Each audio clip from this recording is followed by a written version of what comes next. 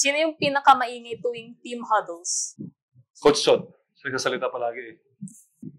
Sino yung madalas makalimot ng play? Glenn Kumut. Meron ka bang pre-game ritual na hindi pwedeng makalimutan? Pre-game ritual. Siyempre, bubblegum. Kailangan may bubblegum ako palagi. And then, may arc support. And then, may knee support. Yun ang mga bawal makalimutan. Yun talaga yung essentials ko na hindi ko talaga pwede makalimutan.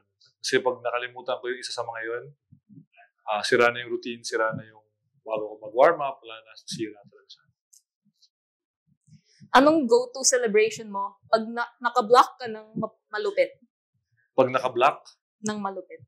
Ng malupit? Wala. This is Poy Eram and you're watching Balyahan with GB and RDO, powered by Sports Plus.